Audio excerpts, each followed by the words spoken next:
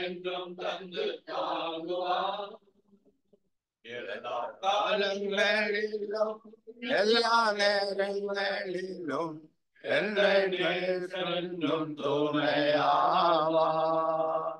எல்லா காலங்களிலும் எல்லா நேரங்களிலும் என்னை நேசென்றும் துணையாவார். ദൈവനാമം മഹത്വപ്പെടുമാറാകട്ടെ. ദൈവന്റെ നാമം മഹിമപ്പെടുവதாக. ജീവനോട് ശേഷിച്ചിരുന്ന് ഒരു പ്രാവശ്യം കൂടെ നമ്മുടെ കർത്താവിന്റെ കൽപ്പന ആചരിപ്പാൻ നമ്മെ എല്ലാം അവിടുന്ന് സഹായിച്ചതിന് വേണ്ടി നന്ദിയോടെ സ്തോത്രം. ஜீவனோடு இருந்து அவருடைய கற்பனையின் பிரகாரமாக மீண்டும் ஒரு முறை அவருடைய சமூகத்திலே கூடி வந்து அவரை ஆராதிக்கவும் கர்த்தர் பாராட்டின இந்த கிருபை எண்ணி நாம் ஆண்டவருக்கு நன்றி சொல்வோமாக. ജീവിതത്തിൽ കിട്ടുന്ന ഏറ്റവും വലിയ കാര്യമെന്ന് ഓർത്തുകൊണ്ട് നമുക്ക് നന്ദിയോടെ സ്തുതിക്കാം. நம்முடைய வாழ்க்கையிலே கிடைக்கப்பெற்ற மிகப்பெரிய ஒரு ஸ்லாக்கியம் என்று கருதி நாம் மிகுந்த நன்றி உணர்வோடு இருப்போமாக. ഇന്ന് സത്യം പറഞ്ഞാൽ ബ്രദർ സുരേഷ് ബാബുവാണ് പ്രസംഗിക്കേണ്ടിയിരുന്നത്. இன்றைக்கு சகோதரன் சுரேஷ் பாபு தான் தேவ செய்தி அளித்திருக்க வேண்டும். അങ്ങനെ മകൾക്ക് സുഖമില്ലാത്തത് മൂലം വരുവാൻ കഴിഞ്ഞില്ല. സഹോദരനുடைய മകൾക്ക് സുഖവീനം ഏற்பட்டதனாலே அவரால் வர இயலவில்லை. വചനം പഠിക്കുന്നവർ ഏത് നിമിഷത്തിൽ ആവശ്യപ്പെട്ടാലും പ്രസംഗിക്കാൻ തയ്യാറായിരിക്കണമെന്നുള്ള പോളിസിക്കാരനാണ് ഞാൻ.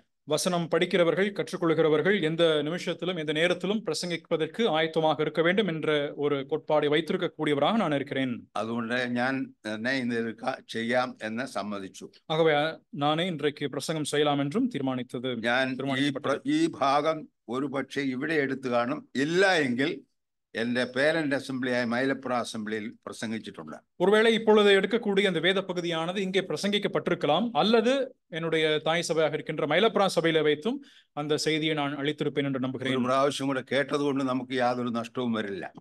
மறுபடியும் அதை நாம் கேட்டாலும் அதில் எந்த விதமான ஒரு இழப்பு ஏற்பட போவதில்லை. 73ാമത്തെ സങ്കീർത്തനം 73ஆம் சங்கீதம் അതിന്റെ 22 മുതലുള്ള ചില വാക്യങ്ങൾ 22 മുതൽ 26 വരെ 22வது வசனம் துவங்கி 26வது வசனம் வரைக்குமாக நாம் அதனை வாசிப்போம். 73ஆம் சங்கீதம் 22 முதல் 26 வரை. நான் காரியம் அறியாத மூடனானேன், உமக்கு முன்பாக மிருகம் போல் இருந்தேன். ஆனாலும் நான் எப்பொழுதும் உம்மோடு இருக்கிறேன். என் வலது கையை பிடித்து தாங்குகிறீர்.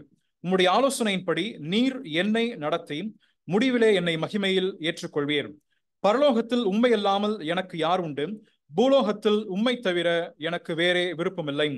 என் மாம்சமும் என் இருதயமும் மாண்டு போகிறது. தேவரீர் என்றென்றைக்கும் என் இருதயத்தின் கண்மலையும் என் பங்குமாய் இருக்கிறீர். അതിന്റെ 24ാമത്തെ വാക്യം ഒരു പ്രാവശ്യം കൂടി ഞാൻ വായിക്കാൻ. മലയാളത്തിൽ, നിന്റെ ആലോചനയാൽ നീ എന്നെ നടത്തും, പിന്നത്തേതിൽ മഹത്വത്തിലേക്ക് എന്നെ കൈക്കൊള്ളും.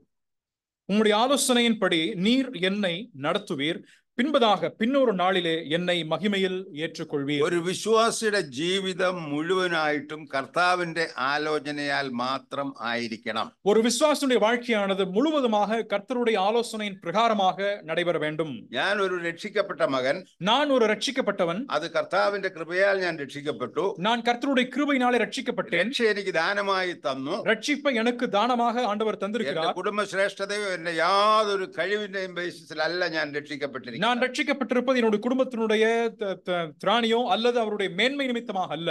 അപ്പോൾ ഈ കാര്യം കർത്താവിന്റെ ആലോചനയാൽ നടന്നു എന്ന് നാം മനസ്സിലാക്കേണ്ടിയിരിക്കുന്നു. அப்பொழுது இந்த விஷயமானது கர்த்தருடைய ஆலோசனையின் பிரகாரமாக நடந்தது என்பதை நாம் புரிந்து கொள்ள வேண்டும். ഞാൻ രണ്ട് കാര്യങ്ങൾ മാത്രമാണ് ഇന്നിവിടെ സംസാരിക്കുവാൻ ആഗ്രഹിക്കുന്നത്. நான் இங்கே இருந்த இரண்டு விஷயங்களை பற்றி மட்டுமே நான் சொல்ல வேண்டும் என்று விரும்புகிறேன். നിന്റെ ആലോചനയാൽ, உம்முடைய ஆலோசனையின்படி, പിന്നത്തേതിൽ, பின்னொரு நாளிலே.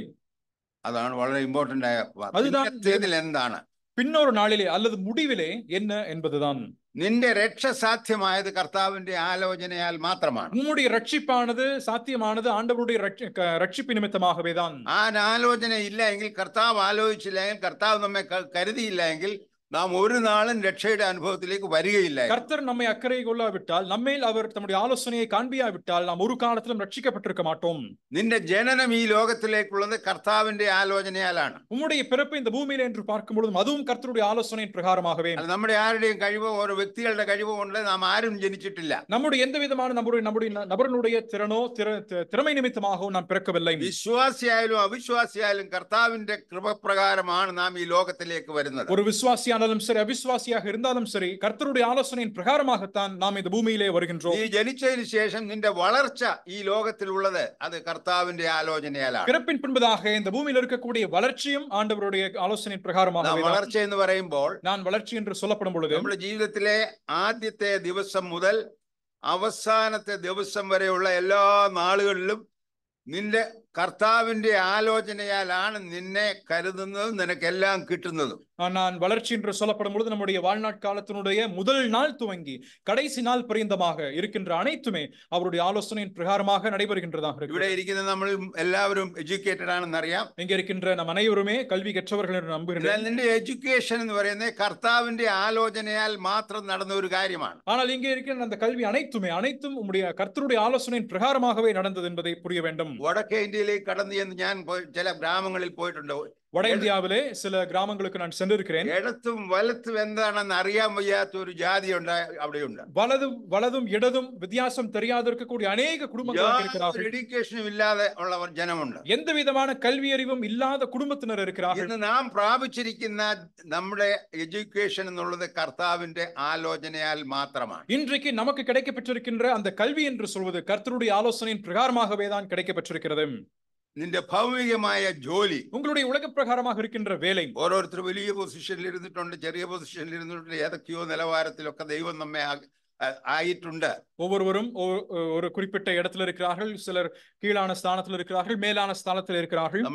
നമ്മുടെ സഹോദരന്മാർ വലിയ വലിയ പോസ്റ്റിലുള്ളവർ ബോംബെയിലും മറ്റും വിവിധമായ സ്ഥലങ്ങളിലും ഉണ്ട്. நம்முடைய சகோதரர்கள் பாம்பேயிலும் பல இடங்களிலுமாக பெரிய பெரிய பதவியை வகிக்கிறார்கள். ആ കൊടുത്തിരിക്കുന്ന പദവി, ആ ജോലിയുടെ കാരണം കർത്താവിന്റെ ആലോചനയാണെന്നുള്ളത് ഒരിക്കലും മറന്നുപോയിട്ട് ஜோலி செய்வான் பாடில்ல. அந்த கொடுத்திருக்கக்கூடிய பதவியும் கொடுத்திருக்கக்கூடிய வேலையும் அனைத்துமே அது கர்த்தருடைய ஆலோசனையின் பிரகாரமாகவே நடைபெற்றிருக்கிறது என்பதை குறித்து ஒருபோதும் ஒரு விஷயம் நாம் വളരെ கௌரவமாய் சிந்திക്കേണ്ട കാര്യമാണ്. அதை மிகவும் அதிக கவனத்துடன் நாம் சிந்திக்க வேண்டியவர்களாக இருக்கிறோம்.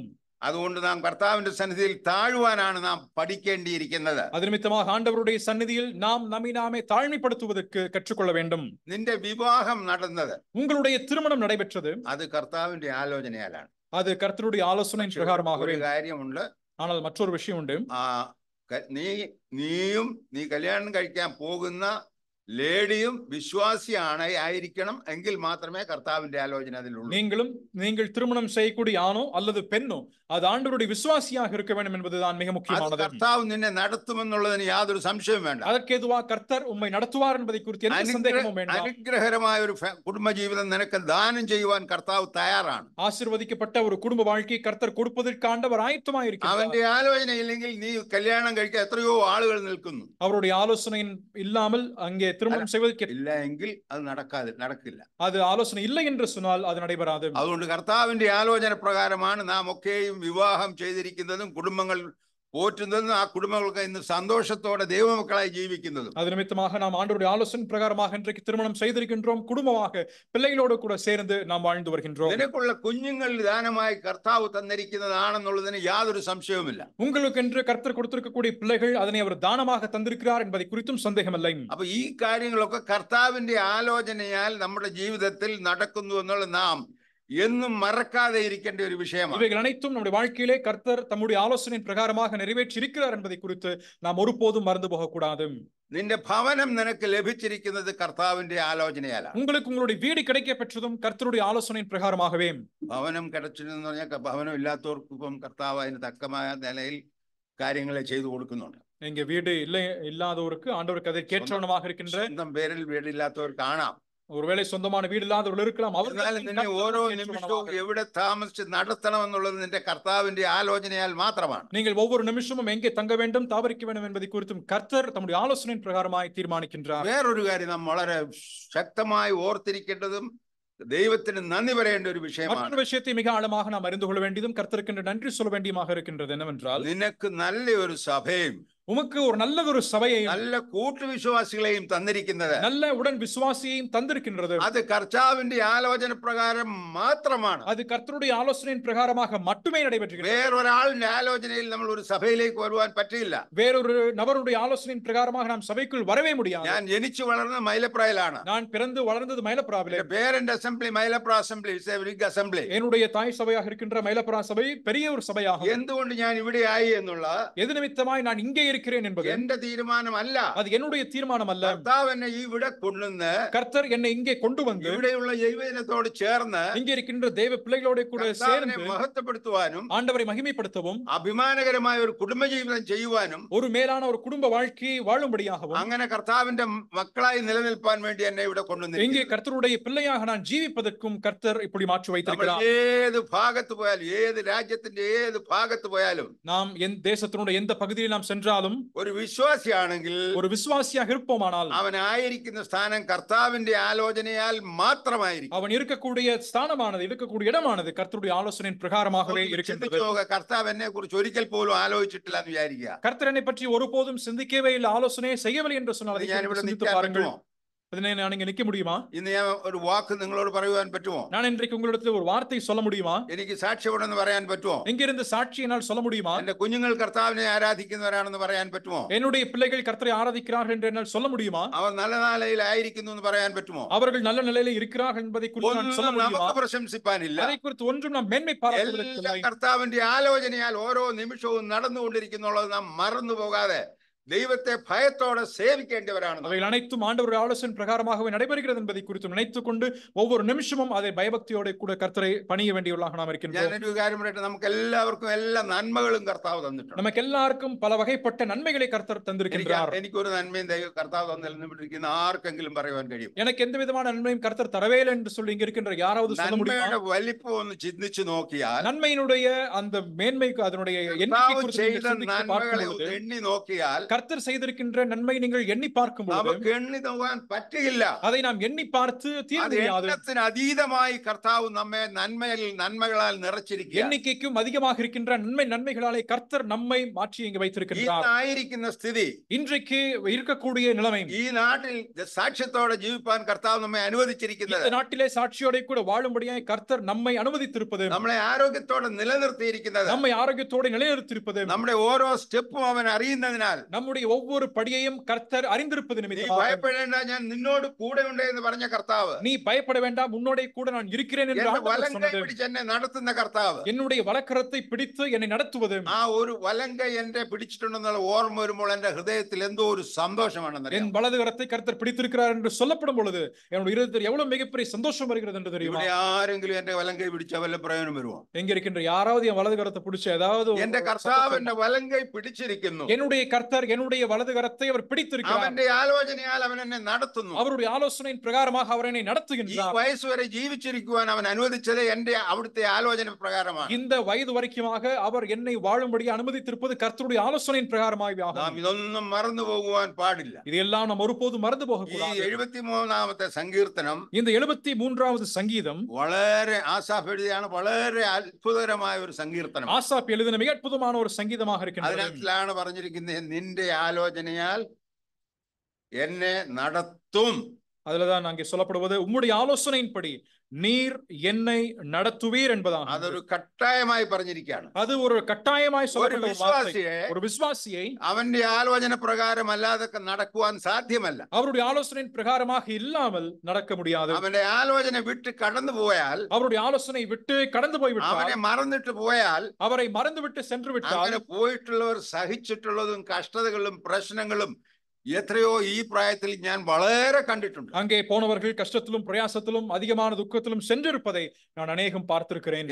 ഞാൻ ഓർമ്മയുള്ള കാര്യം ഞാൻ പറയാം. எனக்கு நினைவுள்ள விஷயத்தை நான் சொல்கிறேன். സാറിന്റെ കാലത്ത് കെ.വി. സൈമൺ സാറിന്റെ കാലഘട്ടത്തിൽ ഓർത്തഡോക്സുകാരും കാത്തലിക്സും കർത്താവിന്റെ പ്രസംഗം കേട്ട് നമ്മുടെ കൂട്ടത്തിലേക്ക് വന്നിട്ടുണ്ട്. நம்முடைய சுவிசேஷ செய்திகள் எல்லாம் கேட்டு பாரம்பரிய சபைகள், ஆர்த்தடாக்ஸ் சபைகளில் இருந்து அநேகர் நம்முடைய கூட்டங்களில் வந்திருக்கிறார்கள். 3-4 വർഷം 3-4 ஆண்டுகள் കൂടിയതിനു ശേഷം கழிந்து போன பின்பதாக 3-4 ഫാമിലികൾ തിരിച്ച് കത്തോലിക്കയിലേക്ക് മടങ്ങി. 3-4 குடும்பங்கள் திரும்ப மீண்டுமாக அவர்கள் கத்தோலிக்க சபைக்கு சென்றுவிட்டார்கள். ദാരിദ്ര്യം അനുഭവിച്ച് അവർ കഷ്ടപ്പെട്ട് അവര് ഇതുപോലെ നശിച്ചു പോയിട്ടുള്ള കുടുംബങ്ങൾ പിന്നെ ഇല്ലാതായി. பின் அவர்கள் அதிகமாய் கஷ்டப்பட்டு தரித்திரத்துக்குள்ளாய் சென்று அதிகமாய் கஷ்டப்பட்ட குடும்பங்கள் அது போல வேற குடும்பங்கள் இல்லை. എനിക്ക് കർത്താവിന്റെ ആലോചന വേണ്ട, எனக்கு ആண்டവருடைய ஆலோசனை வேண்டாம், എനിക്ക് ആലോചിക്കാൻ കഴിയും, என்னால் ஆலோசனை செய்ய முடியும். ഞാൻ നിന്റെ ആലോചന കേൾക്കുന്നില്ല, ഞാൻ എന്റെ സ്വന്തം ആലോചനയിൽ മുന്നോട്ട് പോകാൻ പോകുന്നു എന്ന് പറഞ്ഞു കഴിയുമ്പോൾ நான் உம்முடைய ஆலோசனை நான் கேட்க போவதில்லை, செவி கொடுக்க போவதில்லை, என் ஆலோசனையின் பிரகாரமாகவே நான் நடக்க போகிறேன். അങ്ങനെയുള്ള പരാജയം നമ്മുടെ മുൻപിൽ ധാരാളമായി നാം കണ്ടു. அப்படிப்பட்டவருடைய வாழ்க்கையினுடைய தோல்வியை இன்றைக்கு அநேகமாய் நம்முடைய முன்பாக பார்க்கிறோம். ദൈവജനമേ,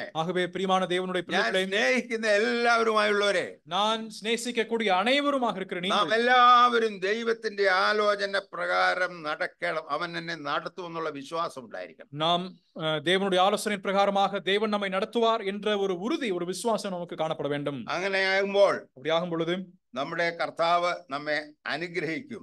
நம்முடைய ஆண்டவர் நம்மை ஆசீர்வதிப்பார். കൂടുതലായിട്ട് ഞാൻ അധികം പറയാൻ ആഗ്രഹിക്കുന്നില്ല. அதிகமாக நான் சொல்ல வேண்டும் என்று விரும்பவில்லை.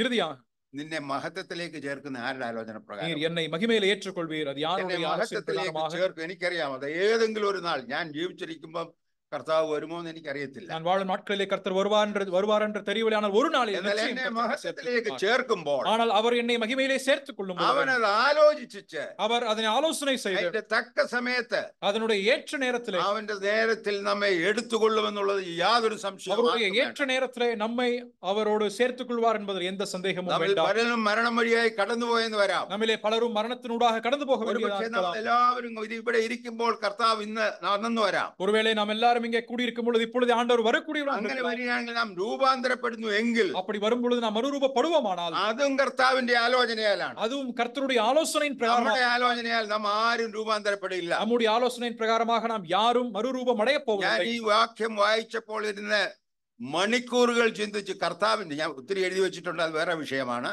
நான் இதனை ஆலோசனை செய்யும் பொழுது நான் அநேக மணி நேரங்கள் இதனை குறித்து தியானித்து എന്റെ കർത്താവിന്റെ ആലോചന ഇല്ലാതെ, கர்த்தருடைய ஆலோசனை இன்றி ഒരു നിമിഷം നീ മാറിപ്പോയാൽ, ஒரு நிமிஷம் நாம் சற்று விலகி போவோம். നാം ജഡത്തിലാണ് ജീവിക്കുന്നത്, நாம் மாம்சத்தில் தான் வாழ்கிறோம், നാം ആരും പാപം ചെയ്തിട്ടില്ല എന്ന് പറയുവാൻ കഴിയുകയില്ല. நாம் ஒருபோதும் யாரும் பாவமே செய்யவில்லை என்று சொல்ல முடியாது. நாம் பாவம் செய்கிறோம். ആ പാപത്തെ കർത്താവിന്റെ സന്നിധിയിൽ ഏറ്റു പറഞ്ഞാൽ, அந்த பாவத்தை கர்த்தருடைய சந்நிதியில் நாம் அறிக்கையிடுவோம். നമ്മുടെ ഹൃദയത്തിന് ആശ്വാസവും വിടുതലും കിട്ടുമെന്നുള്ളതിന് യാതൊരു സംശയമില്ല. நம்முடைய இருதயத்திற்கு ஆறுதலும் அதே போல விடுதலையும் கிடைக்கும் என்பதிலே எந்த சந்தேகமும் இல்லை. ഏറ്റു പറയാൻ നീ പോകുന്നതും, அதை ஆண்டவரிடத்திலே அறிக்கை செய்வதற்காக செல்லும் பொழுதும் അതും കർത്താവിന്റെ ആലോചന. அதுவும் கர்த்தருடைய ஆலோசனை பிரகாரம். കർത്താവ് ആലോചിക്കാതെ നീ ഒരു വാക്ക് പോലും പറയും. கர்த்தர் ஆலோசனை கொடுக்காமல் எந்த ஒரு നമ്മുടെ ജീവിതത്തിൽ, நம்முடைய வாழ்க்கையில் നാം ജഡത്തിൽ ജീവിക്കുമ്പോൾ நம்முடைய சரீரத்தில் வாழும் വരുന്ന എല്ലാ കുറവുകളെയും, நாம் வரக்கூடிய எல்லா குறைவுகளையும் യഥാർത്ഥമായി കർത്താവിന്റെ സന്നിധിയിൽ അറിയിച്ചാൽ, உண்மையாக ஆண்டவருடைய சன்னிதானத்தில் நாம் அறிக்கையிட்டால், അവൻ നമ്മെ പിതാവിന്റെ സന്നിധിയിൽ ഏറ്റുപറയുകയും அவர் நம்மை தம்முடைய பிதாவுடைய சன்னிதானத்திலே நம்மை குறித்து அவர் அறிக்கையிடுவார். അവൻ വിശുദ്ധന്മാരായി നമ്മളെ കണക്കാക്കുകയും அவர் நம்மை பரிசுத்தவானாக அவர் கணக்கிடுவதும். എനിക്ക് ഒരു സംശയമുള്ള വാക്യം പറയാം. எனக்கு சந்தேகம் இருக்கக்கூடிய ஒரு മലയാളത്തിൽ വിശുദ്ധൻ എന്ന് പറയുന്നത് മാത്രമേ ഉപയോഗിക്കാറുള്ളൂ. പരിശുദ്ധൻ ദൈവമല്ലാതെ ആരുമില്ല. മലയാളത്തിലെ വിശുദ്ധൻ പുനിതർ. ഞാൻ പലവേണ വാക്യം കാണിക്കാം. പരിശുദ്ധൻ എന്ന് പറയുന്നത് ദൈവമല്ലാതെ, பரிசுத்தர் என்ற வார்த்தையை தேவனை தவிர മനുഷ്യജാതി മുഴുവൻ, രക്ഷിക്കപ്പെട്ട സകല മനുഷ്യജാതിയും അവർ വിശുദ്ധന്മാരാണ്. ரட்சிக்கப்பட்டிருக்கக்கூடிய சகல கூட்டத்தினரும் அவர்கள் பரிசுத்தவான்களாக இருக்கிறார்கள் அல்லது சுத்தமானவர்கள். പക്ഷേ അത് അങ്ങനെ ഉണ്ട്, അതുകൊണ്ട് ഞാൻ പറഞ്ഞതே ഉള്ളൂ.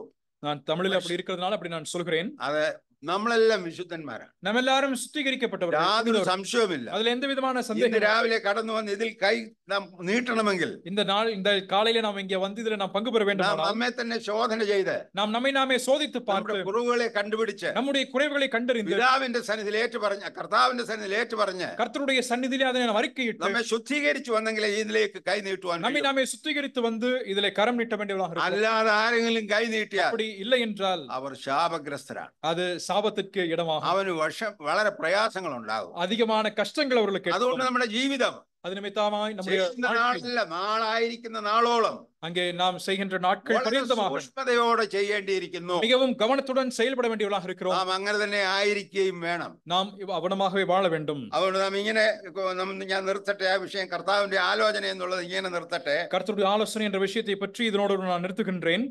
അതുകൊണ്ട് ഇതൊന്നും മറന്നു പോകാതെ നാം കർത്താവിന്റെ ആലോചനകളെ ഓർത്ത് നന്ദി പറഞ്ഞുകൊണ്ടിരിക്കണം. ஆகவே இவைகள் அனைத்தும் நாம் நினைத்தவர்களாக கர்த்தருடைய ஆலோசனைக்கு ஏதுவாக நாம் அவருக்கு நன்றி சொல்லி ஜீவிக்க வேண்டும். എന്റെ രണ്ടാമത്തെ വിഷയം എന്ന് പറയുന്നത് என்னுடைய இரண்டாவது விஷயம் என்று சொல்வது പിന്നത്തേതിൽ முடிவிலே എന്ന പ്രയോഗം വളരെ ശ്രദ്ധിക്കേണ്ട ഒരു വിഷയമാണ്. மிகவும் அதிகமாய் கவனித்திருக்க வேண்டிய ஒரு பதமாகும். അതിന്റെ അർത്ഥം എന്താണെന്നറിയാമോ? அதனுடைய அர்த்தம் என்ன தெரியுமா? പിന്നത്തേതിൽ முடிவிலே என்று നിന്നെ சொல்ல വിളിച്ചു വേർതിരിച്ച് മകനാക്കി உண்மை அழைத்து தம்முடைய பிள்ளையாக அவர் மாற்றி இருக்கிறார். അവൻ നിന്നെ ചില കാര്യങ്ങൾ ഏൽപ്പിച്ചു. சில விஷயங்களை உங்களிடத்திலே ஒப்பு கொடுத்திருக்கிறார். ആ ഏൽപ്പിച്ച കാര്യങ്ങൾ നീ അതുപടി ചെയ്ത് കഴിയുമ്പോൾ அந்த உங்களிடத்தில் ஒப்புவிக்கப்பட்டிருக்கக்கூடியவைகளை நீங்கள் சரியான விதத்திலே பொறுப்பேற்று நடத்தி முடிக்கும் മഹത്വത്തിലേക്ക് ചേർത്തുകൊള്ളും. முடிவிலே அல்லது பின்னொரு நாளிலே உங்களை மகிமையிலே அவர் சேர்த்துக் கொள்வார். പിന്നത്തേതിൽ എന്നുള്ള വാക്ക് முடிவிலே என்று சொல்லக்கூடியது ഇംഗ്ലീഷില് it is given ஆங்கிலத்திலே சொல்லப்படும் பொழுது afterward.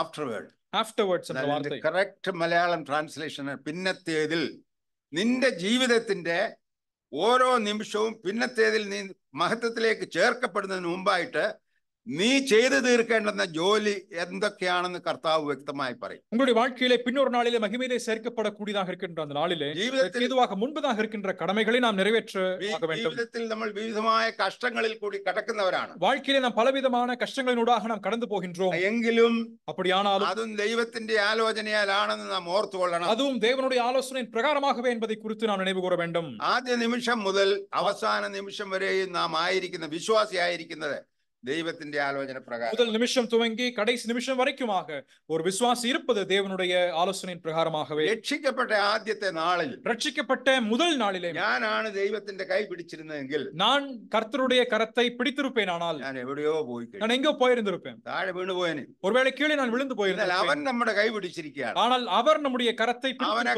വിടുകയില്ല.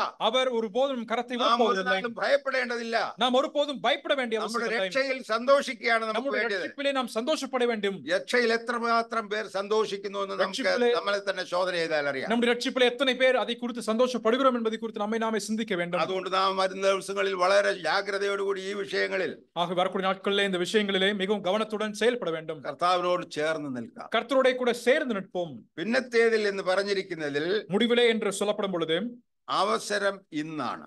அதனுடைய அவசரம் அதனுடைய கால இன்றைக்கு அதனுடைய சந்தர்ப்பமாக இருக்கிறது. പിന്നത്തേതിൽ നാം ചെയ്യേണ്ട കാര്യങ്ങൾ ഇന്ന് ചെയ്യേണ്ടത് ഇന്ന് ചെയ്തിരിക്കണം. பின்னொரு நாளில் அல்லது முடிவிலே நாம் செய்ய வேண்டியிருக்கின்றது இன்றைக்கு நாம் செய்தாக வேண்டும். ഞാൻ ചോദിക്കട്ടെ, நான் கேட்கட்டும், രക്ഷയെ കുറിച്ച് മറ്റുള്ളവരോട് പറയാൻ full time workers like Rajan ഉള്ളവർ ആരും മാത്രമല്ല ഏൽപ്പിച്ചിരിക്കുന്നത്. இங்கே அந்த சுவிசேஷத்தை சொல்வதற்கு இங்கே இருக்கின்ற முழு நேர ஊழியர்களுக்கு மட்டும் அது ஒப்புக் கொடுக்கப்பட்ட அல்ல. அப்படி அல்ல. നാം ഓരോരുത്തരും അതിന് ബാധ്യസ്ഥരും പറയേണ്ടവരും നാം നമ്മുടെ ജീവിതത്തിലെ നമുക്ക് തന്നെ ആരോടും കണക്ക് പറയേണ്ട കാര്യമില്ല.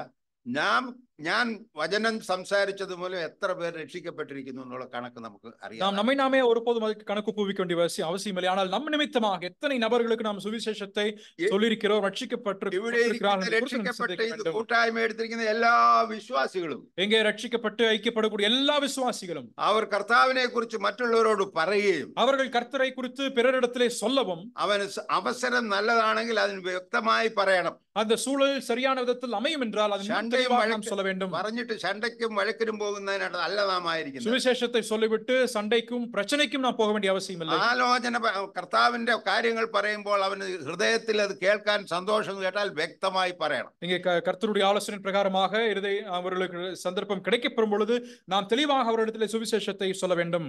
കർത്താവിന്റെ ആലോചന கர்த்தருடைய ஆலோசனை പ്രകാരം அதன் பிரகாரமாக ജീവിക്കുന്നെങ്കിൽ ஜீவிப்போமானால் നീ എന്റെ കൽപ്പനകളെ ആചരിച്ച് എന്നെ പിന്തുടരും. நீ என்னுடைய கற்பனைகளை கைக்கொண்டு என்னை பின்பற்றுவாய்.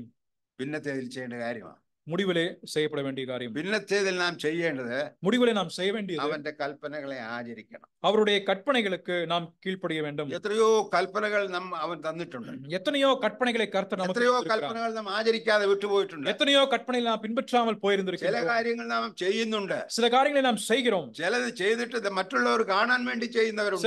சிலதை நாம் செய்துவிட்டு சிலர் அதனை பார்க்கும்படியாக நாம் அதனை பார்வைக்கின்ற ദൈവികമായ വിഷയത്തിൽ தெய்வீகமாக இருக்கக்கூடிய விஷயத்தில் ഏകാഗ്രതയോടെ കർത്താവിനെ കർത്താവ് മാത്രം അറിയേണ്ട വിഷയങ്ങളിൽ അങ്ങനെ തന്നെ ഇടപെടേണ്ടിയിരിക്കുന്നു. ஏக மனதுடனே கூட ஆண்டவர் மட்டுமே அறிந்திருக்கின்ற விதமாக நாம் ஆண்டவருக்கென்று செய்ய வேண்டும். ദൈവം ചെയ്തിരിക്കുന്ന ഉപകാരങ്ങളെ ഓർത്തുകൊണ്ട് தெய்வம் செய்திருக்கக்கூடிய உபகாரங்களை எல்லாம் நினைத்துக் கொண்டு അതിനനുസരണമായി ദൈവത്തോട് നന്ദിയുള്ളവരായി ജീവിക്കും. அதற்கு கீழ்ப்படிந்த வண்ணமாக அதற்கு ஏற்ற வண்ணமாக நாம் கர்த்தருக்கு കർത്താവിനെ അനുഗമിക്കുന്നവൻ கர்த்தரை பின்பற்றுகின்றவன் ഈ ലോകത്തിന്റെ സകല ചിന്തകളും വെടിഞ്ഞ് இவ்வுலகத்தினுடைய சகல சிந்தனைகளையும் விட்டுவிட்டு കർത്താവിന്റെ ആലോചന പ്രകാരം അവന്റെ ചിന്തയെ കുറിച്ച് ഓർത്തുകൊണ്ട് கர்த்தருடைய ஆலோசனையின் பிரகாரமாக அவருடைய சிந்தனைகளை நாம் நினைவு கூர்ந்து എന്നെ എന്തൊക്കെ പിന്നത്തേതിൽ ഏൽപ്പിച്ചിരിക്കുന്നു ആ കാര്യങ്ങൾ പൂർത്തിയാക്കുവാൻ വേണ്ടി எனக்கு முடிவில் எதையெல்லாம் அவர் செய்து நிர்ணயம் செய்து வைத்திருக்கின்றாரோ அதனை நாம் நிறைவேற்ற வேண்டும். അതുകൊണ്ട് കർത്താവിനെ പിന്തുടരുന്നവനും പഠിക്കണ്ട, ജോലി ചെയ്യണ്ട, അല്ലെങ്കിൽ അത് ചെയ്യണ്ട ഇത് ചെയ്യണ്ട എന്നല്ല. ஆகவே கர்த்தரை பின்பற்றுகிறவன் வேலை பார்க்க வேண்டியதில்லை, படிக்க வேண்டியதில்லை. ദൈവം ആക്കിയിരിക്കുന്ന സ്ഥാനത്ത് தேவன் வைத்திருக்கக்கூடிய இடத்திலே അവന്റെ സാക്ഷിയായി നിലനിന്നുകൊണ്ട് அங்கே சாட்சியாக நிலை நின்று கொண்டு നിശ്ചയമായും നീ ആ ജോലി ചെയ്തിരിക്കണം. நிச்சயமாகவே நீங்க அந்த வேலையை நிறைவேற்றி இருக்க வேண்டும். ഞാൻ ഒരു ഉദാഹരണം നിങ്ങളോട് പറയാം. நான் ஒரு உதாரணத்தை உங்களிடத்துல சொல்றேன். നിങ്ങൾക്കറിയാം, നെയ്വേലി ലെഗ്നൈറ്റ് പ്രോജക്റ്റിൽ ഒരു വലിയ അക്രമം നടന്ന് 5 പേരെ കൊന്നു. പണ്ടായത് ഒരു 60 വർഷം മുമ്പേ നടന്നു. ஏறக்குறைய 60 வருஷங்களுக்கு முன்பதாக நெய்வேலி அனல் மின் நிலையத்திலே மிகப்பெரிய ஒரு விபத்து ஏற்பட்டு 5 நபர்கள் அதிலே கொல்லப்பட்டார்கள். ആ കൊല്ലപ്പെട്ടതിൽ 5 പേര് ജയിലിൽ കിടന്നു. அந்த கொல்லப்பட்டது நிமித்தமாக அதனுடைய 5 நபர்கள் அதிலே கைது செய்யப்பட்டு சிறைச்சாலை அடைக்கப்பட்டார்கள். മലയാളിയായ ഒരു ജോൺ എന്ന് പറയുന്ന ഒരാളും ഉണ്ടായിരുന്നു. அதிலே மலையாளியான ஜான் என்று சொல்லக்கூடிய ஒரு நபரும் இருந்தார். ആ മനുഷ്യൻ, அந்த மனிதன், ഞാൻ ബോംബെയിൽ ജോലി ചെയ്യുമ്പോൾ நான் பாம்பேல வேலை பார்த்து வந்த நாட்களில் വേലയ്ക്ക് വേണ്ടി എന്റെ അടുത്ത് വന്നു. வேலை நிமித்தமாக ബാക്ക്ഗ്രൗണ്ട് ഒന്നും അറിയത്തില്ല. அவர் யார் என்று சொல்லி பின்னணியில எனக்கு தெரியாது. അവന് ഞാൻ ഒരു ജോലി സാമാന്യമായ നിലയിൽ കൊടുത്തു. ஒரு சாதாரணமாக இருக்கின்ற ஒரு நிறுவனத்துல ஒரு வேலை நான் அவருக்கு போட்டு. അപ്പൊ ഞങ്ങൾ അങ്ങനെ ഇടപെടുന്നതൊക്കെ കണ്ടിട്ട് അവന് ഒരു വ്യത്യാസം പകർന്നു. அங்கே நாங்கள் நடந்து கொள்கின்ற விதத்தை எல்லாம் பார்த்து அவர்களுக்கு மாற்றம் ஏற்பட்டது. സാന്റാക്രൂസിലെ അസംബ്ലിയിൽ താമസിക്കുന്ന സഹോദരന്മാർ തമ്മിലുള്ള സ്നേഹവും അവിടുത്തെ സ്നേഹവും കണ്ട് അവന്റെ ഹൃദയം ചേഞ്ച് ആയി. அங்கே பாம்பேல சாண்டா க்ரூஸ் சபையார் வந்திருக்கக்கூடிய இடத்துல அவர்கள் காண்பிக்கக்கூடிய அன்பு மைக்கத்து நிமித்தமாக இவனுடைய வாழ்க்கையானது சற்று மாற்றம் பெற்றது. നിങ്ങളൊക്കെ എങ്ങനെയായി ജീവിക്കുന്നതെന്ന് ചോദിച്ചു. நீங்கெல்லாம் எப்படி இப்படி வாழ்கிறீர்கள் என்று சொல்லி கேட்டார். ഞങ്ങൾ പറഞ്ഞു, ഞങ്ങൾ കർത്താവിനെ അനുഗ്രഹിച്ച് കർത്താവ് പറയുന്നതിനനുസരണമായി പോകുന്നവരാണ്. அப்பொழுது அவர் சொன்னது, நான் கர்த்தர் சொல்கின்றது பிரகாரமாக அதனை பின்பற்றி நாங்கள் ஜீவித்து வருகிறோம் என்று சொன்னார். ഞാൻ അവനോട് പറഞ്ഞു, ஆகவே நான் அவனிடத்தில் சொன்னேன், ദുഷ്കാലമാകയാൽ, இது பொல்லாத காலமாகையாலே സമയം நேரத்தை தக்கத்தில் உபயோகிச்சு கொள்வீர், அதை ஏற்ற விதத்திலே பயன்படுத்தி அதை மிக மிக தெளிவாக ரட்சிப்பின் அனுபவத்திற்குள்ளாய் கடந்து வந்தார்.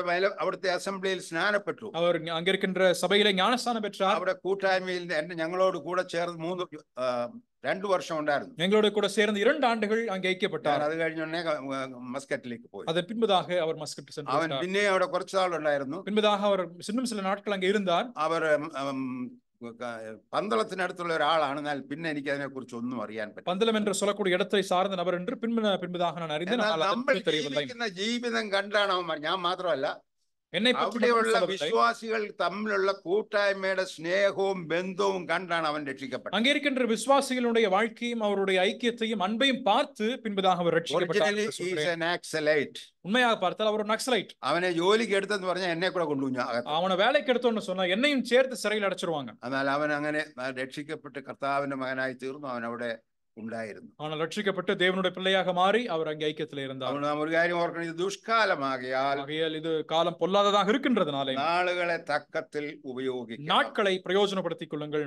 യഥാർത്ഥ ഭക്തനായ ഒരു മനുഷ്യൻ, உண்மையான பக்தி உள்ளவனாக இருக்கக்கூடிய ஒரு மனிதன் തന്റെ നാളുകളെ എണ്ണുവാൻ, தன்னுடைய நாட்களை எண்ணும்படிக்கு അറിഞ്ഞിരിப்பான். ഞാൻ നിശ്ചയമായിട്ട് എന്റെ നാളുകൾ, என்னுடைய நாட்கள், എനിക്ക് ഈ ജൂലൈ 23-ാം തീയതി 85 വയസ്സാകും. இந்த வருகின்ற ஜூலை 23ஆம் தேதியோடு 85 ஆண்டுகளாக. 85 വർഷം എന്നെ നടത്തിയ കർത്താവ്, 85 ஆண்டுகளாக என்னை நடத்தின கர்த்தர், എന്റെ നാളുകളെ എണ്ണുവാൻ എനിക്ക് കഴിഞ്ഞില്ല എങ്കിൽ, என்னுடைய நாட்களை எண்ணும்படியான இருக்கின்ற அறிவு இயலவில்லை என்று சொன்னால் വേസ്റ്റ് ആയി തീരും. நான் ஒரு வீரன் என்றுதான் போய்விடுவேன். അതുകൊണ്ട് നമ്മുടെ നാളുകളെ എണ്ണുവാൻ നാം എല്ലാവരും ഓരോരുത്തരും പഠിച്ചിരിക്കണം. ஆகவே நம்முடைய நாட்களை எண்ணும்படியாக இருக்கின்ற ஒரு அறிவை நாம் பெற்று എന്നെ ഏൽപ്പിച്ചിരിക്കുന്ന നാളുകളൊക്കെയും, எனக்கு ஒப்புவிக் கொடுக்கப்பட்டுள்ள நாட்கள் அனைத்தும் എല്ലാം കർത്താവ് തന്ന നാളുകളാണ്. அவைகள் அனைத்தும் கர்த்தர் கொடுத்திருக்கக்கூடிய நாட்களாகும். അടുത്ത നിമിഷം നമുക്ക് തരുന്നത് കർത്താവാണ്. அடுத்த நிமிஷம் நமக்கு கர்த்தர் தான் தருகின்றார். നാളെ എപ്പോൾ അവന്റെ സന്നിധിയിലേക്ക് ചേർക്കപ്പെടുമെന്ന് നമ്മൾ അറിയുന്നില്ല. நாம் எப்பொழுது அவருடைய சந்நிதியில் சேர்க்கப்படுவோம் என்று நமக்கு தெரியாது. ജാഗ്രതയോടെ ജീവിപ്പാൻ, அது நிமித்தமாய் கவனத்துடன் வாழும்படியாக, കർത്താവിനെ സ്നേഹിച്ച് ജീവിപ്പാൻ, ஆண்டவரை நேசித்து நாம் ஜீவிக்கும்படியாக അതിന് വളരെ നാം തുനിഞ്ഞിരിക്കേണ്ടവരാണെന്നുള്ളത് ഓർത്തു പോകും. அதை மிகுந்த துணிவோடு தைரியத்துடன் முன்னேறி செல்ல வேண்டியவர்களாக இருக்கிறோம். ഇതിനൊക്കെ ഉപദേശം തരുവാൻ ആരാ നമ്മുടെ കൂടെ ഉള്ളത്? இதெல்லாம் நமக்கு கற்றுக் கொடுக்க உபதேசிக்க யார் நமக்கு இருக்கிறார்கள்? ദൈവത്തിന്റെ പരിശുദ്ധാത്മാവ്, தேவனுடைய பரிசுத்த ஆவியானவர் நமக்கு എന്റെ இருக்கிறார். ഹൃദയത്തിൽ ദൈവത്തിന്റെ പരിശുദ്ധാത്മാവ് ഉണ്ട് എന്നുള്ള ബോധ്യം ഉണ്ടെങ്കിൽ, என்னுடைய இருதயத்திலே தேவனுடைய பரிசுத்த ஆவியானவர் வாழ்கிறார் என்ற ஒரு உணர்வு நமக்கு இருக்கும் பொழுது കഠിനമായ പാപങ്ങളിലേക്ക് ഇറങ്ങി പോകാൻ നീ തുനിയുകയില്ല. கடினமான கொடூரமான பாவங்களுக்குள்ள நாம் கடந்து செல்ல വാക്കിലും முடியாது. പ്രവൃത്തിയിലൊക്കെയും തെറ്റുകൾ വരാം. நம்முடைய வார்த்தையிலும் நம்முடைய செயலிலும் ஒருவேளை சில தவறுகள் ஏற்படலாம். എന്നാൽ ஆனாலும் യഥാർത്ഥമായി ദൈവത്തിന്റെ ആലോചന നിന്റെ ഹൃദയങ്ങളിൽ ഉണ്ടെങ്കിൽ உண்மையாக தேவனுடைய ஆலோசனையானது நம்முடைய இருதயத்தில் இருக்குமானால் ഒരിക്കലും നാം തെറ്റിപ്പോകാൻ ഇടവരില്ല. ஒருபோதும் நாம் தவறிழைத்து நாம் தவறி போக முடியாது. അങ്ങനെയുള്ളവർക്ക് அப்படி இருப்பவர்களுக்கு ദൈവം എന്താ ചെയ്തിരിക്കുന്നത്? தேவன் என்ன செய்திருக்கின்றார்? നിന്നെ ഏൽപ്പിച്ച കാര്യമായി ചെയ്തുകൊണ്ടിരിക്കുന്നു. இங்கே முடிவிலே என்று சொல்லக்கூடிய விஷயத்தை தான் இங்கே கர்த்தர் செய்து வருகிறார். സത്യവും നിർമ്മലവുമായ உண்மையும் ദൈവവചനം അവൻ നമുക്ക് തന്നിട്ടുണ്ട്. இருக்கக்கூடிய தேவனுடைய வார்த்தையை கர்த்தர் நமக்கு தந்திருக்கின்றார். അങ്ങനെ ആ തന്നിരിക്കുന്ന ഇത് ഉള്ളവൻ, ഈ വചനം ഉള്ളവൻ, தந்திருக்கின்ற இந்த வசனத்தை பெற்றுக் கொண்டிருக்கக்கூடிய ஒருவன், കർത്താവ് ആഗ്രഹിക്കുന്ന നമ്മൾ താഴ്മയോടും വിനയത്തോടും കൂടെ கர்த்தர் விரும்புகின்ற பிரகாரமாக தாழ்மையோடும் ഈ ലോകത്തിൽ ജീവിക്കണമെന്നുള്ള, இந்த உலகத்தில் அவன் ஜீவிக்க வேண்டும். താഴ്മയും வினயവും വിശ്വാസികളുടെ ഒരു ക്യാരക്ടറായി മാറി, தாழ்மையும் பணிவும் ஒரு விசுவாசியினுடைய குணாதிசயமாய் காணப்பட வேண்டும். അല്ലാതെ ആളാണെന്ന് നനച്ചു പോയി நான் ஒரு பெரிய ஆள் என்று சொல்லி நினைத்து போனால் ഒന്നുമില്ല, அது ஒன்றுமே இல்லை. ഒരു സെക്കൻഡ് കൊണ്ട് എല്ലാം തകർന്നു, ஒரு வினாடியிலே அனைத்தும் தகர்ந்து போய்விடும். പിന്നെ வேற ഒന്ന്, மற்றொன்று വേറെ കഷ്ടത എന്നുള്ളത് എന്തുവാ? கஷ்டம், உபத்திரம் என்று சொல்வது என்ன? ഒരു വരമാ, அது ஒரு வரமாகும். അങ്ങനെയല്ലേ? அப்படிதானே?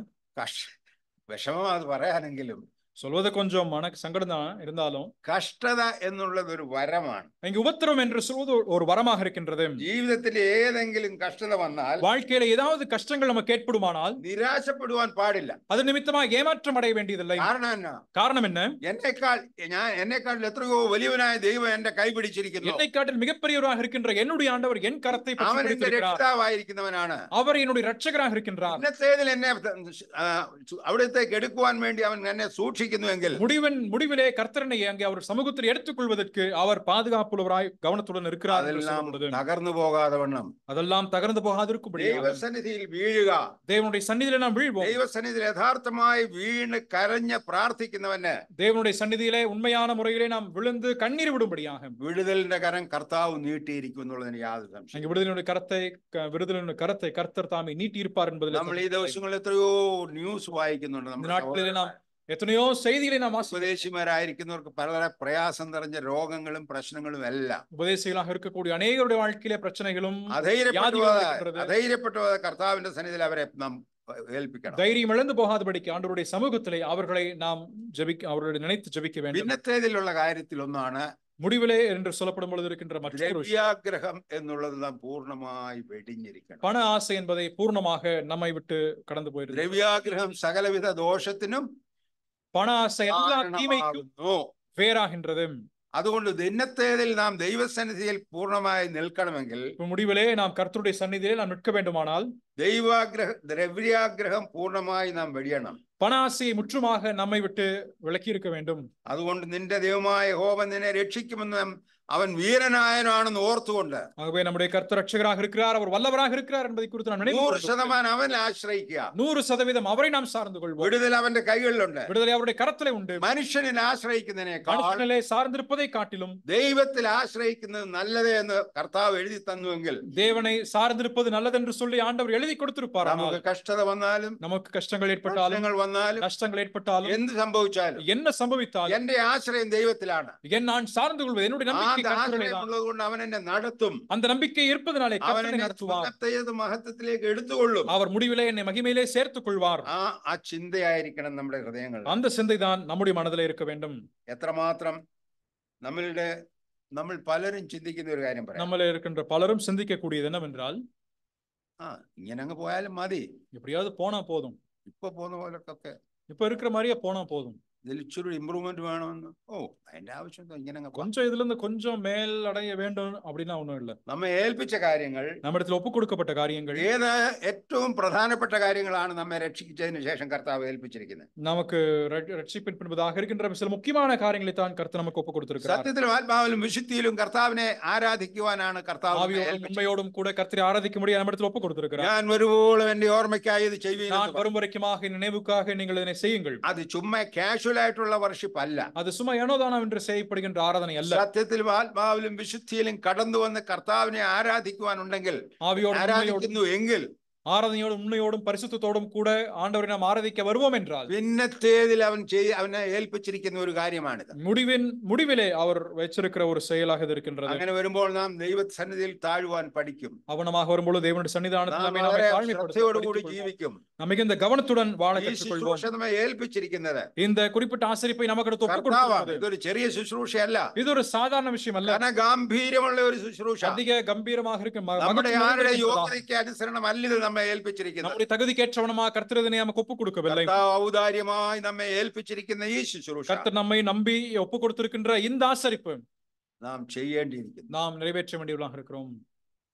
ഇന്ന് പല സ്ഥലങ്ങളിലും ബ്രദറൻ സമൂഹത്തിലുള്ള ആരാധന ശ്രദ്ധിച്ചാൽ, இன்றைக்கும் அநேக இடங்களிலே சகோதர சபையிலே இருக்கக்கூடிய ஆராதனை நாம் கவனித்து യാതൊരു ദൈവ ഭയവുമില്ലാതെ, எந்த விதமான ஒரு தெய்வ பயமும் இல்லாமல் എങ്ങനെയെങ്കിലും മേശയിൽ പങ്കുകൊണ്ട് எப்படியாவது மேஜையிலே பங்கு பெற்று മടങ്ങിപ്പോണം. திரும்பி போனோம். അല്ലെങ്കിൽ ചോദിക്കുമാർ, നീ എന്താ കഴിഞ്ഞ ആഴ്ച ഒന്നുമില്ലല്ലോ, இல்ல என்ன போன வாரம் நீ ஏன் வரலன்னு கேட்பாங்கல்ல, നീ എന്താ മാറിയിരിക്കുന്നത്, എന്താ ஏன் நீ அப்பத்திலும் ரசத்திலும் பங்கு பெறல. അവൻ എങ്ങനെയെങ്കിലും അങ്ങ് പങ്കുകൊണ്ടങ്ങ് പോയാൽ പോരാ, எப்படியாவது பங்கு பெற்று போனால் போதுமானது. ഇത് വളരെ കൂടുതലായിട്ടുള്ള സമൂഹം നമ്മുടെ ബ്രദറൻ സമൂഹത്തിലുണ്ട്. இது அதிகமாக இருக்கக்கூடிய ஆட்கள், இப்படிப்பட்ட நினைவுள்ள ஆட்கள் சகோதர சபையில் அதிகம் இருக்கிறார்கள். എത്ര കേസുകളാണ് കേരളത്തിലൊക്കെ വിശ്വാസികൾ തമ്മിൽ നടക്കുന്നത്. விசுவாசிகள் மத்தியில எத்தனை வழக்குகள் அங்கே நீதிமன்றத்தில் தொடுக்கப்பட்டிருக்கிறது. ഇത് നടക്കുന്നുണ്ട്. இது நடக்குது. ദൈവത്തിൽ ആശ്രയിക്കാതെ, தேவனிலே சார்ந்து கொள்ளாமல், ഈ ലോകത്തിലെ ആശ്രയം കൊണ്ട്, இந்த உலகத்தை சார்ந்து கொண்டு അവിടുത്തെ കാര്യങ്ങൾ വിശ്വാസികൾ തമ്മിൽ പോലും തീർക്കാൻ കഴിയുന്നില്ല. அங்க இருக்கின்ற விஷயங்களை விசுவாசிகள் கூட தீர்க்க முடியல. നാം ഒരു കാര്യം വളരെ വ്യക്തമായി ഓർക്കണം. நாம் ஒரு விஷயத்தை தெளிவாக புரிந்து கொள்ள வேண்டும். മലാഖി 2:10 വായിച്ചാൽ കൊള്ളാം. மல்கியா 2ஆம் அதிகாரம் 10வது வசனத்தை நாம் வாசிக்கலாம். மல்கியா 2:10.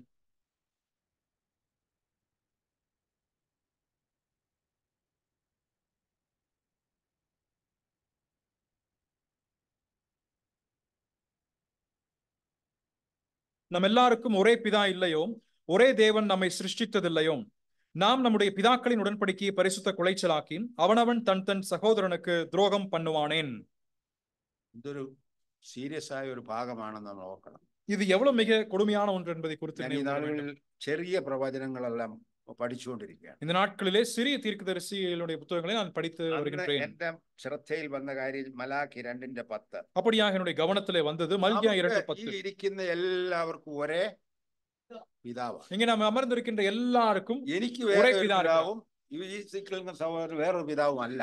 எனக்கு ஒரு பிதாவும் மற்றொரு சகோதரனுக்கு வேறொரு பிதாவும். നമുക്ക് എല്ലാവർക്കും ഒരു പിതാവാണുള്ളത്. நம்ம எல்லாருக்கும் ஒரே பிதாதான் இருக்கிறார். ദൈവം തന്നെയല്ലോ നമ്മെ സൃഷ്ടിച്ചത്. தேவன் தாமே நம்மை சிருஷ்டித்தார் அல்லவா? ദൈവം നമ്മെ സൃഷ്ടിച്ചപ്പോൾ, தேவன் நம்மை சிருஷ்டித்த பொழுது, അവൻ നമ്മെ, ഞാൻ ജനിക്കുന്നതിന് മുമ്പേ എന്നെ മുൻ കണ്ടിരുന്നു എന്നുള്ളത് നാം ഓർക്കേണ്ട വിഷയമാണ്. நாம் பிறப்பதற்கு முன்பதாகவே அவர் என்னை முன்குறித்திருக்கிறார் என்பதை குறித்து நாம் நினைவு கூற வேண்டும். മുൻകുറിപ്പിനെ കുറിച്ച് പഠിച്ചു വന്നാൽ, அந்த முன்குறித்தலை குறித்து நாம் கற்றுக்கொண்டு வந்தால் നമ്മൾ അതിശയപ്പെട്ടു പോകും. நாம் ஆச்சரியப்பட்டு போவோம். ഞാൻ എവിടെ ജീവിച്ചു, நான் எங்கே வாழ்ந்தேன், എവിടെ ജനിച്ചു, எங்கே பிறந்தேன், എന്നെ അതിനു മുൻപേ മുൻകണ്ട ഒരു ദൈവം, அதற்கு முன்பதாக என்னை முன்கூட்டியே பார்த்து முன்குறித்த தேவன், സഹായിയായി എന്നോട് കൂടെയുള്ള ദൈവം, இன்றைக்கு எனக்கு உதவியாளனாக என்னோட கூட இருக்கக்கூடிய தேவன், പരിശുദ്ധാത്മാവിന്റെ ഹൃദയത്തിൽ നൽകി എന്നോട് കൂടെ വസിക്കുന്ന ദൈവം, இன்றைக்கு அவருடைய பரிசுத்த ஆவியானவர் எனக்குள் வாசம் செய்து எனக்கு ஆறுதலாக இருக்கக்கூடிய அந்த தேவன், നമ്മൾ അശുദ്ധമായ കാര്യങ്ങളിലേക്ക് പോകുവാൻ പാടില്ല. நாம் அசுத்தமான காரியங்களை மல்கியா 3ஆம் அதிகாரம் 6வது வசனத்தை நாம் வாசிக்கலாம். நான் கர்த்தர்,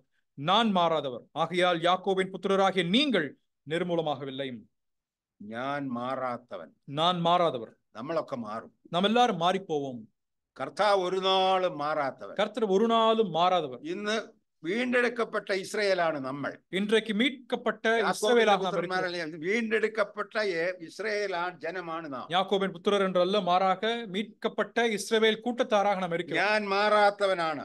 நாம் மாறாதவராக இருக்கிறோம். അങ്ങനെയുള്ള ഒരു ദൈവം அப்படிப்பட்ட ஒரு தேவன் എന്നോട് കൂടെ ഉണ്ടെങ്കിൽ என்னோட கூட இருப்பார் என்றால் വിശ്വാസികളോടുള്ള ബന്ധത്തിൽ നാം വളരെ അടുത്തിരിക്കണം. விசுவாசிகளுடைய உறவிலும் தொடர்பிலும் நாம் மிகவும் சரியான സഭയോടുള്ള ബന്ധത്തിലും നാം അങ്ങനെ തന്നെ ആയിരിക്കണം. சபையினுடைய உறவிலும் அப்படியாக நாம் வாழ வேண்டும். അങ്ങനെ നാം വാഴുന്നുവെങ്കിൽ அப்படியாக நாம் வாழ்வோமானால் കർത്താവ് നമ്മെ கர்த்தர் நம்மை വളരെ അനുഗ്രഹിക്കുമെന്നുള്ളതിന് യാതൊരു സംശയവും. அதிகமாய் ஆசீர்வதிப்பார் என்பதிலே சந்தேகமில்லை. ഒരു വിശ്വാസിയുടെ പഴയ കാല പാപത്തിന് ஒரு விசுவாசியுடைய பழைய கால பாவத்தை ശിക്ഷാവിധിയില്ല. அதற்கு சிற்றை இல்லை. അതിനാலே അവന്റെ വർത്തമാനകാല പാപങ്ങള് அவனுடைய நிகழ்கால பாவத்திலே ശിക്ഷാവിധിയില്ല എന്നാരും சிற்றை இல்லை என்று சொல்லி ஒருபோதும் ஒருவரும் ഈ വർത്തമാന കാലത്തിൽ രക്ഷിക്കപ്പെട്ടതിന് ശേഷം, இந்த நிகழ்காலத்தில் ரட்சிக்கப்பட்டதின் பின்பதாக, ഈ വർത്തമാന കാലത്തിൽ നാം പാപം ചെയ്യുന്നെങ്കിൽ അതിന് ശിക്ഷയുണ്ട്. இந்த நிகழ்காலத்தில் நாம் செய்யக்கூடிய பாவங்களுக்கு சிற்றை என்பது உண்டு. ദൈവം നീതിമാനായ ന്യായാധിപതിയാകും. தேவன் நீதியுள்ள நியாயாதிபதியாய் இருக்கின்றார். അനീതിയെയും പാപത്തെയും ക്ഷമിക്കാത്തവനാണ്. அநீதியையும் பாவத்தையும் மன்னிக்கிற தேவனாக இருக்கிறார். விசுவாசிகளுக்கு ഇന്ന് മരണശിക്ഷ നിരന്തരമായ അനന്തര ശിക്ഷ ഇല്ല. இங்கே மரண ஆக்கணை என்பது പാപം നമ്മൾ സ്വർഗത്തിൽ പോകുമെന്നുള്ളതിന് സംശയമൊന്നും വേണ്ട.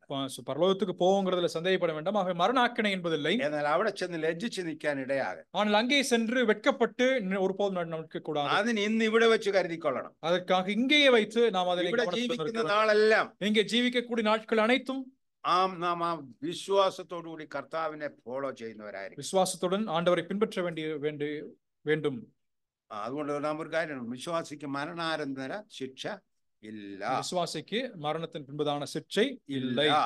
എന്നാൽ നാം ലജ്ജിച്ചു പോകാതെ വേണം സ്വർഗത്തിൽ നിൽക്കേണ്ടതിന്. ஆகவே நாம் வெட்கப்பட்டு போகாமல் பரலோகத்தில் நிற்கும்படியாக അതിനുള്ള നിലയിൽ നാം ഇവിടെ ജീവിക്കും. ഗുണமாக நாம் பூமியிலே ജീവിക്കും. ഈ ലോകത്തിൽ വിശ്വാസികൾ ഭരിക്കുമെന്ന് നാം വായിക്കുന്നു. இந்த பூமியை விசுவாசிகள் ஆளுகை செய்வார்கள் என்று நாம் வாசிக்கின்றோம். നാം ഇവിടെ ഭരിക്കുമ്പോൾ நாம் எல்லாரும் இங்கே ஆளுகை செய்யும். പക്ഷേ ജീവിച്ച കാലത്ത് നല്ലവനായി ജീവിച്ചെങ്കിലേ ഭരണം കിട്ടുള്ളൂ. வாழும் பொழுது நல்லவனா வாழ்ந்தா மட்டும்தான் நாம் ஆட்சி செய்ய முடியும். ജീവിച്ച കാലത്ത് തോന്നിയ പോലെ ജീവിച്ചു, வாழ்ந்த நாட்களிலே தோன்றுന്ന பிரகாரமாய் வாழ்ந்து விட்டு സ്വർഗത്തിലേക്ക് പോയി பரலோகத்திற்கு சென்று അവിടെ ചെന്ന് ഇവിടം ഭരിക്കാമെന്നൊന്നും വിചാരിച്ചു அங்கே சென்று இங்கே நாம் ஆளுகை செய்யலாம் என்று ஒருபோது நினைக்காது. എത്രയോ വിശുദ്ധന്മാർ കർത്താവിനെ ഇവിടെ ആരാധിക്കുന്നവര് எத்தனையோ பரிசுத்தவான்கள் ഈ ലോകത്തെ ഭരിക്കുവാൻ പോകുന്നു. இந்த உலகத்தை ஆள போகிறார்கள். ആ കൂട്ടത്തിൽ നമ്മളും ആയിരിക്കാൻ തക്കവണ്ണം നാം നമ്മുടെ ജീവിതത്തെ ക്രമീകരിക്കേണ്ടി. அந்த கூட்டத்திலே நாமும் ஆளுகை செய்யும்படியாக நம்முடைய வாழ்க்கையை ஒழுங்குபடுத்த வேண்டும். 1 കൊരിന്ത്യർ 11:32 നാം 1 கொரிந்தியர் 11:32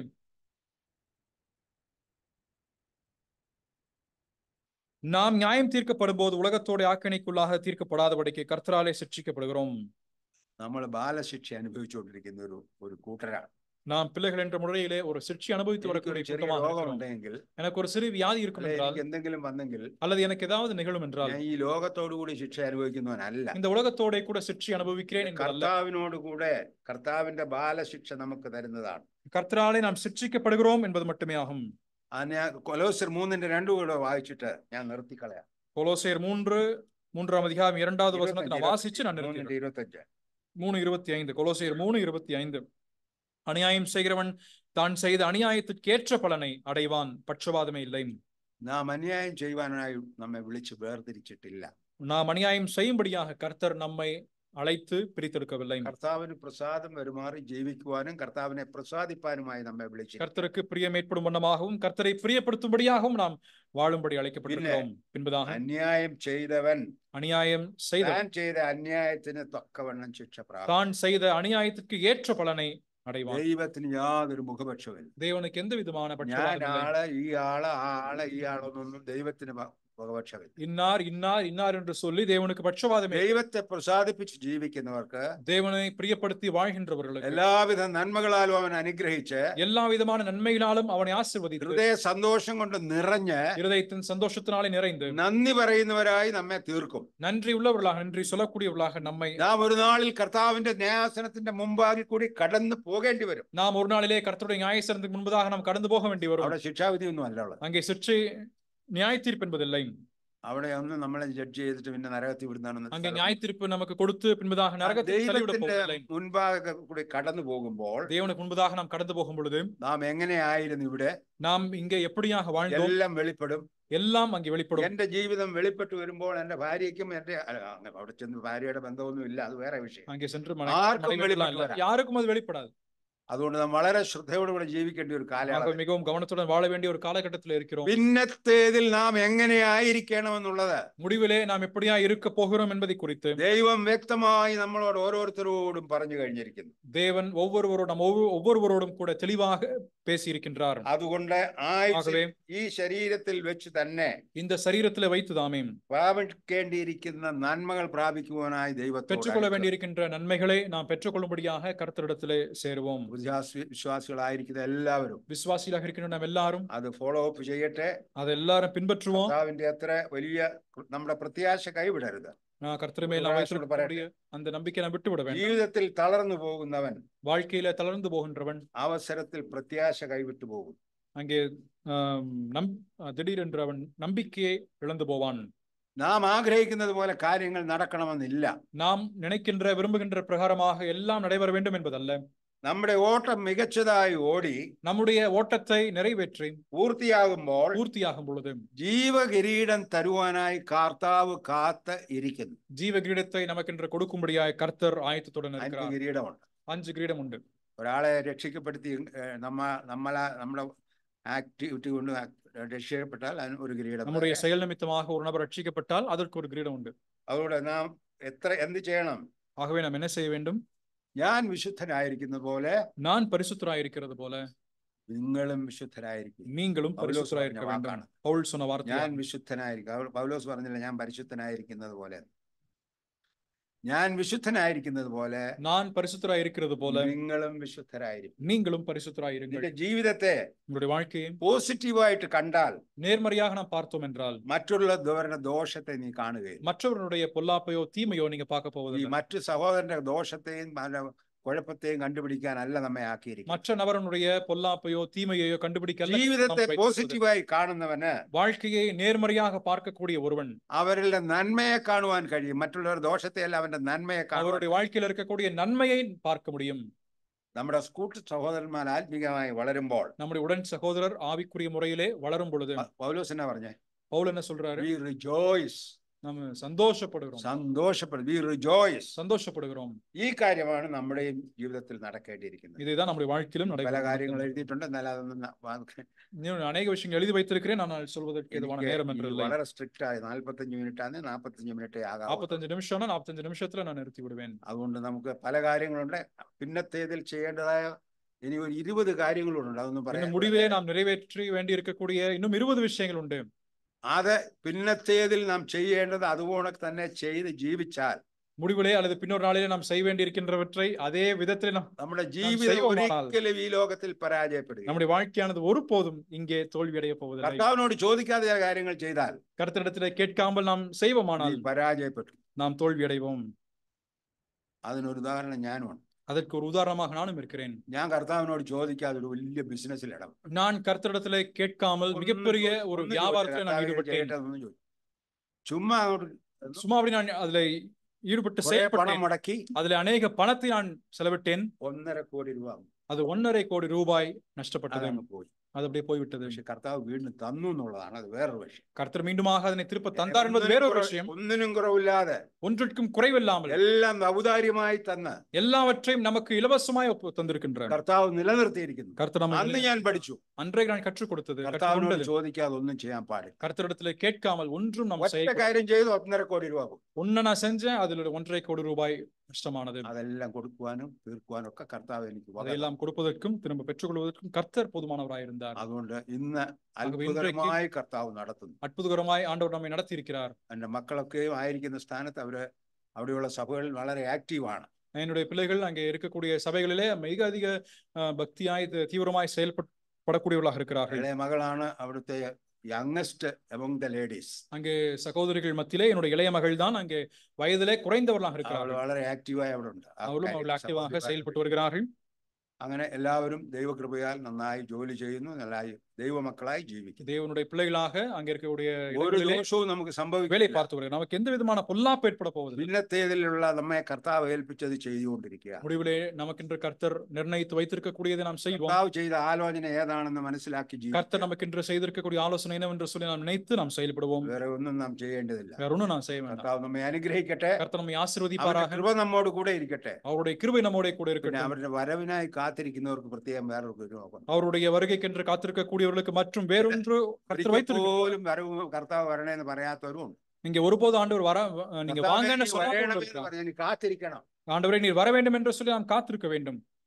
രാത്രിയിൽ പ്രാർത്ഥിക്കുമ്പോൾ ഞാൻ இரவுல പറയാം, நான் ஜெபிக்கும் பொழுது நான் சொல்வது, കർത്താവേ, ഇന്ന് രാത്രി നീ വരുമോ എന്ന് ഞാൻ கர்த்தாவே അറിയില്ല. இன்றைக்கு நீ இந்த இரவுல நீர் வருவீரா என்று எனக்கு അല്ലെങ്കിൽ தெரியாது. ഞാൻ ഒരുങ്ങിയിരിക്കുന്നു. வருவீர் என்றால் நான் ഇല്ലെങ്കിൽ ஆயத்தமாக നാളത്തെ இருக்கிறேன். ദിവസം ജീവനോടെ എന്നെ കാണുവാൻ അനുവദിക്കുന്നെങ്കിൽ இல்லை என்றால் തിരുമുഖം കാണുവാൻ എന്നെ நாளை தினத்திலே நான் வாழ முடியாது நீ அனுமதிப்பீர் என்றால் உம்முடைய முகத்தை கண்டு தரிசித்து எழும்படியாக അങ്ങനെ മുന്നോട്ട് പോകുവാൻ നമ്മെ കഴിയാം. அப்படியாக முன்னேறி செல்லும்படியாக நாம் ദൈവം സകലത്തിനും മതിയായവൻ, கர்த்தர் சகலத்திற்கும் എല്ലാം ഉപകാരമായി തരുന്നവൻ. எல்லாவற்றையும் நமக்கு இலவச தானமாய் தரக்கூடியவர். അവന്റെ കൃപയിൽ നാം ആശ്രയിക്കാം. அவருடைய கிருபையிலே நாம் சார்ந்து கொள்வோம். അവൻ നമ്മെ നടത്തും ജീവപര്യന്തം.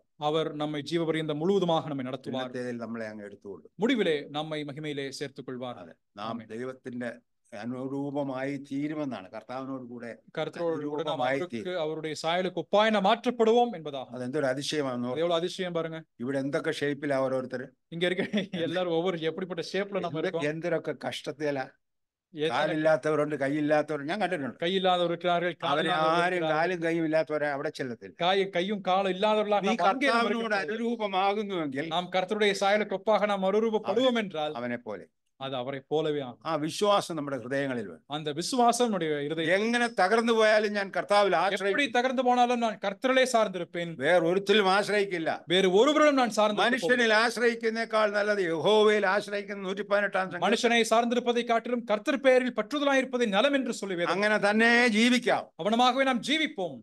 കർത്താവ് നമ്മെ അനുഗ്രഹിക്കട്ടെ. கர்த்தர் நம்மை ஆசீர்வதிப்பார். അവന്റെ വൻ കൃപകൾ നമ്മുടെ മേൽ ചൊരിയട്ടെ. அவருடைய கிருபைகளை நம்மேல் பொழியட்டும். നാം എല്ലാവരും അനുഗ്രഹിക്കപ്പെട്ടവരാണ്. எல்லாரும் ஆசீர்வதிக்கப்பட்டவர்களாக അവന്റെ വലിയ നാമം ഇന്നും എന്നും മഹത്വപ്പെടുവാൻ. அவருடைய மகத்துவமான நாமம் இன்றும் என்றும் ആമേൻ. ஆமென்.